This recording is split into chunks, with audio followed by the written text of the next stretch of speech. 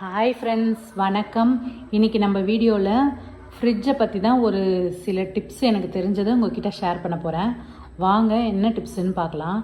நம்ம ரொம்ப நாள் ஒரு மாதங்கிட்ட நம்ம அப்படியே விட்டோன்னா ஃப்ரிட்ஜ் ஃபுல்லாக இந்த மாதிரி ஐஸ் கட்டி ஃபுல்லாக இதுவாகிட்டு இதில் பால் கூட பாருங்கள் அப்படியே பிடிச்சிக்கிச்சு, எடுக்கவே முடியல. அந்த அடியிலலாம் ஐஸ் நிற்கிறதுனால லைட்டே எரியல, ஆஃப் ஆகிடுச்சு.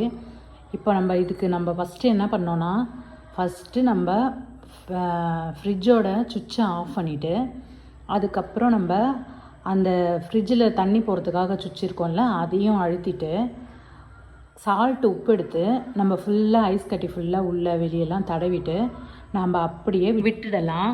1/2 hour கழித்து நான் பார்க்குறேன். இப்போ பால் மட்டும் எடுக்க வருது, ஆனால் ஐஸ் கட்டிலாம் அப்படியே தான் இருக்குது, கொஞ்சம் கொஞ்சம் தான் தண்ணி வந்திருக்கு வெளியே.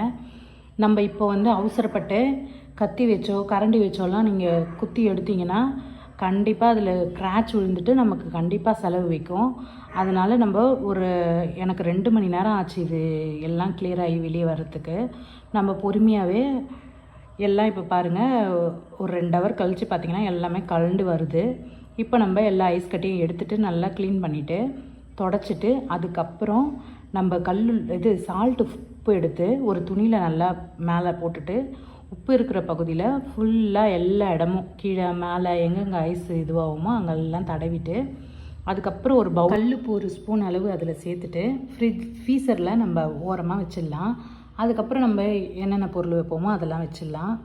ஆனாலுமே நம்ம வாரத்துக்கு ஒரு தடவை அந்த இருக்குது பார்த்திங்களா, தண்ணி வெளியே வர்ற அந்த சுவிட்சை அழுத்திட்டு நம்ம எல்லா பொருளையும் எடுத்துகிட்டு ஃப்ரீசரை மட்டும் நல்லா உப்பு போட்டு இதே மாதிரி நல்லா தொடச்சி எடுத்துட்டிங்கன்னா இந்த அளவுக்கு நம்மளுக்கு ஐஸ் ஃபார்ம் ஆகாமல் இருக்கும். நம்ம இந்த அளவுக்கு கஷ்டப்பட தேவையும் இல்லை. இப்போ லைட்டும் எரியுது, ஃப்ரிட்ஜும் க்ளீன் ஆயிடுச்சு. இந்த தப்பை நம்ம முக்கால்வாசி பேர் செய்வோம். நம்ம பிஸ்கெட்டு இந்த மிக்சர்லாம் சாப்பிட்டுட்டு மிச்சம் மீதி இருந்ததுன்னா எடுத்து ஃப்ரிட்ஜ் மேலே வச்சுருவோம். இப்படி வைக்கிறதுனால எறும்பு நிறைய வந்துடும். அந்த எறும்புலாம் கூட நம்மளுக்கு அப்படியே ஃபுல்லாக வந்துட்டு அந்த மோட்டர்லலாம் கூட அந்த ஜஸ்ட்டு மாதிரி போய் அடைச்சிட்டு அதுவும் ரிப்பேர் செலவு வைக்கும்ன்ட்டு சொன்னாங்க. அதனால் நம்ம இனிமேல் எறும்பு வர பொருளெல்லாம் ஃப்ரிட்ஜ் மேலே வைக்காமல் ஃப்ரிட்ஜு மேலேயும் நம்ம சுத்தமாக வச்சுக்கலாம். இந்த வீடியோ உங்களுக்கு ரொம்பவே யூஸ்ஃபுல்லாக இருக்கும்னு நினைக்கிறேன். பிடிச்சிருந்தால் லைக் பண்ணுங்கள், ஷேர் பண்ணுங்கள், கமெண்ட் பண்ணுங்கள், சப்ஸ்கிரைப் பண்ணுங்கள் ஃப்ரெண்ட்ஸ்.